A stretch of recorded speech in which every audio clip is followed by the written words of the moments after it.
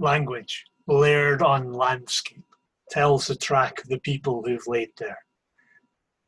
And if you look at the words and the names that people call places, you can find out a lot about where they've come from and what their hopes are, what their dreams are.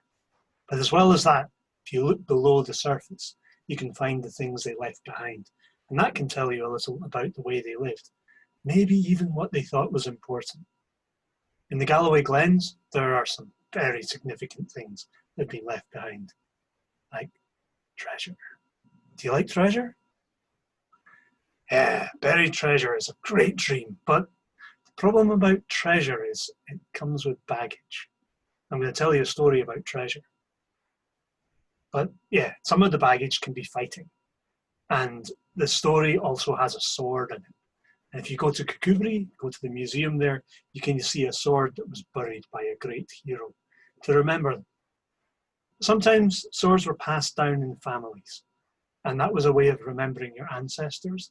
And some swords even had names. So this story I'm going to tell starts with a battle. And it was a great and it was a mighty battle. And an aged hero who'd well won some fame. Well, when he was fighting, his sword shattered and broke. And with it breaking, he lost the battle. And not just that, he lost his life. But his wife, who had been hiding while the fighting was going on, came out and found him bleeding on the battlefield. And he had a chat with her, and well, he'd lived a good life, and he was a great king, and he'd left a great treasure with her. So with the treasure and the shards of his broken sword, she escaped the attackers, and she escaped in some Viking ships that sailed down to Denmark. Now, her name was Hjordis, and the person who took her to Denmark was called Alf. The thing was, she wasn't so sure about Alf, or anyone really. And when you arrive in a new place, you might be a little bit wary. When people arrived in Galloway thousands of years ago, they could have been a bit afraid of who was friend, who was foe. So Hjordis and her maidservant swapped places, swapped clothes, and Hjordis became the maidservant, and the maidservant became the queen. That's because, well, queens are hunted, and her husband had been hunted, and her husband had been killed. So she didn't want to suffer the same fate, particularly not because she was pregnant with his child. Alf, however, had a suspicion that things weren't quite as they seemed. So he did a test to find out if they were actually who they were describing themselves as. He asked them a question. How do you know if you can't see the stars? When it's about to become morning and dawn, what things give it away? And the handmaid, who was pretending to be queen, said, right enough, I know it's the morning because when I was younger I had to take the cattle out to get drinking all the time. And now I just wake up that way because, you know, it's habit. And the queen, who was pretending to be a maidservant, said, oh, well, my father gave me a ring. And that ring, in the cold light of dawn, goes a little bit cold, and I remember it's going to be morning. Obviously, they didn't quite speak that way, but maybe you get an idea why it was that Alf thought that the queen was maybe a maidservant, and the maidservant was pretending to be a queen. Anyway, that question clinched it, because only a queen would be able to tell the time by a gold ring. And only a maidservant would have to get up and take the cattle out all the time. So, having worked out exactly what was going on, and because he kind of liked them, Alf married Hjordis. And when Hjordis' child was born, Hjordis' child was brought up in a royal court and was given a foster father to look after him. For it was a boy, it was the kid. And the foster father was called Regin. Now, Regin was a master smith, a great shaper of steel. He was good at jewellery, he was good at rings. He could work any metal. Not very tall, kind of a short guy. Also, always seemed to have something going on behind his head. You're never quite sure exactly what he was trying to say. But he brought up, well, the child was called Sigurd. He brought up Sigurd well and taught him lots of mysteries, lots of answers to riddles and questions. But when Sigurd was getting to be, a kind of young man, Regin, that's the name of the smith, asked him some pointed questions, like, how rich was your father, who you never knew, and what happened to his wealth? And Sigurd thought about it for a bit, and, well, my father was very rich, and his wealth is being looked after by Alf. And Regin had that crafty look in his eye, and he said, all right, all that treasure that's yours being looked after by someone else, do you not feel you want to get it back at all? And Sigurd said, I've everything I need. Why would I worry about treasure? And Regin went, oh, yeah. I had a brother once. Actually, I had two brothers. One of them was killed. We were given the blood money price for him. A great treasure. But my other brother stole it all and wouldn't give any of it to me. And at that, Sigurd thought, yeah, okay, I could see why you could be upset not having treasure. Family heirlooms, they should come to you. He went away thinking a little. And then next time he came back, Regin said to him, so, you think you're a big guy, right? But really, you're just like a stable hand. I mean, you don't own your own horse. And Sigurd thought for a bit, because it was true. He didn't. He could use a horse whenever he needed it, but he didn't have his own one. So he thought for a while, and at Regin's urging, encouragement, nagging, next time he saw Alf, he said, I'm getting on a bit. Can I have my own horse? And Alf said, of course. Go to the stables. Pick whatever horse you want. It's yours. Because, well, Alf was a generous king. And also Alf had all of the treasure that was Sigurd's and Theod's. So Sigurd went to the stables and had a look around at the horses. And while he was looking, this old geezer with a baggy hat pulled down over one eye came along and said, oh, you choosing a horse, are you? Got a suggestion for you there. And Sigurd, who'd always been taught to be polite to your elders, said, well, what's your suggestion? And the old guy said, take all the horses and drive them into the river. Very extreme, but, respect your elders. All the horses Sigurd drove into the river, and all of them ran out of the river really quickly because it was a fast river, except one that could swim right across the river. So Sigurd chose that one. The guy that said, yeah, good horse that, good breeding stock. Comes from Sleipnir himself. And then the guy vanished. Wow, that was a bit strange. So Sigurd rode along back to see Regin. And when he was there, Regin started telling him, well, you got your horse, you're looking great. See if I forge you a sword. Will you be able to sort out, the problem I had with the treasure and stuff? Sigurd thought, okay, yeah, I'm up for a task.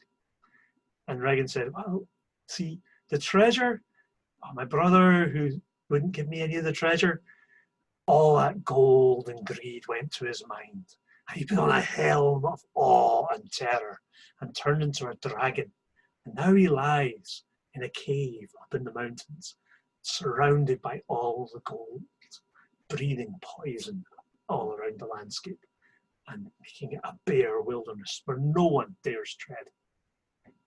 Which was both terrifying and a challenge. And Sigurd, he was up for a challenge. So he said, right, make me this sword and I'll sort out the family dispute you have. So Regin went and hammered away and blew fire into the forge, and water and ice and bones of the ground became made into one blade. Sigurd picked it up, held it in his hand, good and strong, and struck the anvil. Ka-ching! And what do you think happened? Yeah, the sword broke. Sigurd said, right, you want me to fight a dragon? You need to do better than that. Get back to work. So Regin hammered and blew air into the fire and made the flames hot so that he could make the metal soft and bring it out so he could make a sword that would sing. He picked it up, gave it to Sigurd. Sigurd looked at it, felt the balance, raised it above his head and struck it down, and ching! What do you think happened? Well, it notched the anvil this time, but the anvil still broke the sword. And Sigurd was, look, you want me to fight a dragon? I need a better sword. So Regin thought for a bit. And Sigurd thought for a bit. And then he remembered his father had a sword. And his mother looked after the bits of it still. And Sigurd went back to his mum and got the shards of the broken sword. And then he brought them to Regin. Regin took the bits of broken sword and smithed them good and true. He wove the metal together, bent it and twisted it. Heated it up fiery hot so you could hammer and the metal would fuse. And he put in a few extra things that he had going. And then when the sword was drawn out again out of the fire, it was like flames ran down its edges. Sigurd picked it up, felt its weight, felt its balance, looked at it and saw it was finally crafted. He raised it above his head and smote straight down. And what do you think happened this time? Ka-ching! Cut straight through the anvil and straight through the anvil stump. To test its sharpness as well as its strength, he threw fleece on the river, and as it drifted down just with the force of the current and gracefully butted against the edge of the sword, just the strength of the current split the fleece, and there were two bits of fleece going on their separate ways. So sharp and strong, he was confident. He got on his horse, and him and Regin, they went up into the mountains to face Fafnir the dragon. But they needed a bit more of a plan, because the dragon breathes fire and smoke and poison from its front, and it's got a tail that will take out trees at its back. It was so long and so big that it would bend down 30 fathoms to drink. So Fafnir was a bit of a dangerous thing to fight. Regin suggested digging a hole, not to hide him, well, to hide in for a start, but if you dig a hole, then when Fafnir the dragon crawled down to get his early morning drink by the river, Sigurd could be hiding there and stab up and attack without being attacked. Very cunning.